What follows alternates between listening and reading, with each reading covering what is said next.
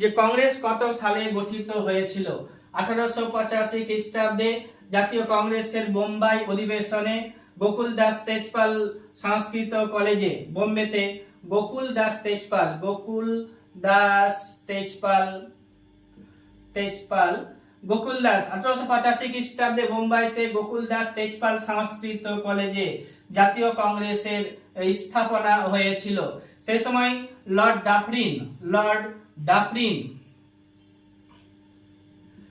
Dufferin হচ্ছে জাতীয় কংগ্রেস যখন প্রতিষ্ঠিত হয়েছিল 1885 খ্রিস্টাব্দে বোম্বাইতে গোকুল দাস তেজপাল সংস্কৃত কলেজে জাতীয় কংগ্রেসের প্রতিষ্ঠা হয়েছিল। এই জাতীয় কংগ্রেসের প্রথম অধিবেশন যখন বসেছিল ডব্লিউ.সি. ব্যানার্জি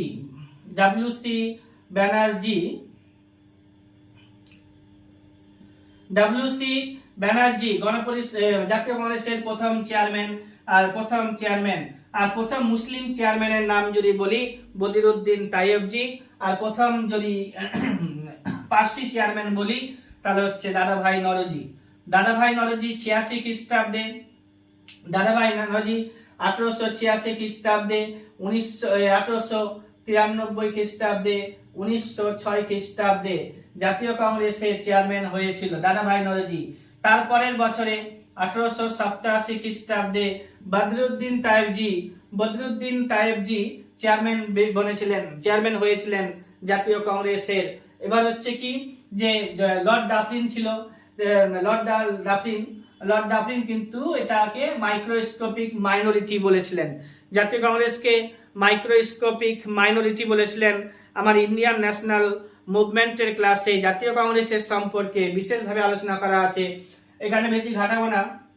কারণ দাদাভাই নওরোজি এখন বলেছি, দাদাভাই নওরোজি জাতীয় কংগ্রেসের 3 বার চেয়ারম্যান হয়েছিলেন, ঠিক আছে। 1893 খ্রিস্টাব্দে, 1886 খ্রিস্টাব্দে এবং 1906 খ্রিস্টাব্দে তাকে grand old man of India বলা হয়। ব্রিটিশ পার্লামেন্টে নির্বাচিত প্রথম ভারতীয় সদস্য ছিলেন দাদাভাই নওরোজি। কুকা মুভমেন্টের সম্পর্কে আমার একটা ভিডিও আছে, সেখানে দেখলে গেলে বুঝে যাবে। কুকা বিদ্রোহের নেতার নাম জিজ্ঞাসা করা হয়, কুকা বিদ্রোহের নেতার নাম হচ্ছে গুরু রাম সিং। তারপরে হচ্ছে তোমার কি মুসলিম লীগ তৈরি হয়েছিল কবে? জাতীয় কংগ্রেসের ভেতর থেকে লর্ড কার্জনের নাম শুনেছো তোমরা।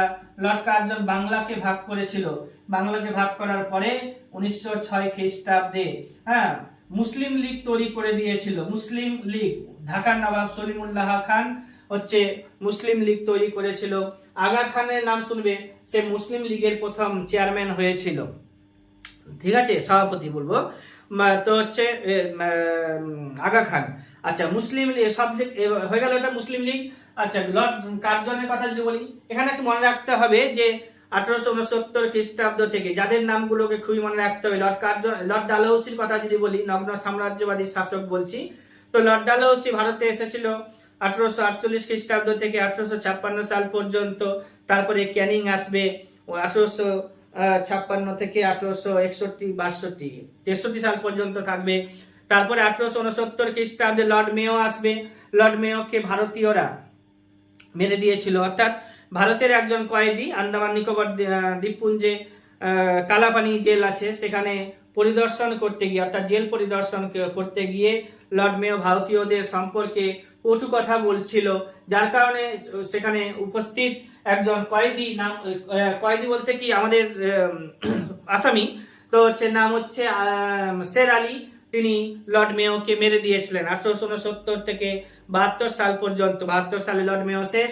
তারপরে মেয়র পরে আসবে লর্ড নটব্রুক, যে নাট্যাভিনয় নিয়ন্ত্রণ আইন পাস করেছিল কে? তো লর্ড নটব্রুক। তারপরে আসবে লর্ড লিটনের সময়ের অনেকগুলো ঘটনা আছে, আমার ইতিহাস ক্লাসেই পাবে, এখানেও কখনো কখনো বলবো।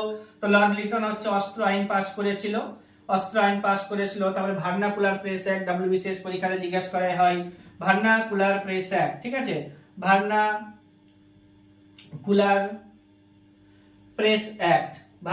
প্রেস অ্যাক্ট হচ্ছে কার? তো ভার্নাকুলার প্রেস অ্যাক্ট হচ্ছে লর্ড লিটনের। এই লিটন 1876 থেকে 1880 সাল পর্যন্ত ভারতে ছিল। লর্ড লিটন 1876 থেকে 1880 সাল পর্যন্ত ভারতে ছিল। তারপরে হচ্ছে তোমার কি যে এখানে কমই বলবো, তাহলে হচ্ছে কি কুকা মুভমেন্টের নাম বললাম গুরু রাম সিং 1887 খ্রিস্টাব্দে, বদরুদ্দিন তারজি 1888 খ্রিস্টাব্দে হচ্ছে তোমার কি জর্জ ইউল চেয়ারম্যান হয়েছিল জাতীয় কংগ্রেসের। সেই সময়ে লর্ড ডাফলিন, সেই সময়ে লর্ড ডাফলিন হচ্ছে তোমার কি কংগ্রেসকে মাইক্রোস্কোপিক মাইনরিটি বলে সম্বোধন করেছিল, কটূক্তি করেছিল বা সমালোচনা করেছিল। আচ্ছা, লর্ড লিটনের পরে যে আসবে তো তার নাম হচ্ছে লর্ড রিপন, যে আসবে যার সময় সেন্সাস চালু হয়েছিল ভারতে 1881 খ্রিস্টাব্দে। লর্ড মেয়র সময় সেন্সাস হয়েছিল 1872 সালে, তারপরে এখান থেকে রেগুলার সেন্সাস চালু হয়েছে। বর্তমানে ভারতে 15টা সেন্সাস হয়েছে 2011 সাল পর্যন্ত। 2011 সালের পরে আর এখনো কোনো সেন্সাস ডেটা পাইনি আমরা, হয়নি। ইত্যাদি অনেক ঘটনা আছে যেগুলো জানতেই হয় আমাদেরকে। সবচেয়ে ছোট পাখির নাম হচ্ছে হামিংবার্ড। 10 সালা ব্যবস্থা হচ্ছে এখানে জিকে বলে, 10 সালা ব্যবস্থা হচ্ছে আকবরের। আমজাদ আলী খানের নাম শুনবে। সাদত বাজাতক সর্বাধিক চীনাবাদাম উৎপাদন করছে যে রাজ্য, তো গুজরাট, একটা পরীক্ষাতে এসেছিল সেটা। অর্থশাস্ত্র হচ্ছে কৌটিল্যের তুলবুল প্রকল্প ঝিলাম নদীতে, গান্ধী আরউইন চুক্তি একটু আগে পড়লাম 1931 খ্রিস্টাব্দে। এরকম অনেক ঘটনাগুলো আছে। আচ্ছা, আরো বলছি যে লোকসভার ব্যাপারে একটু আলোচনা করছি।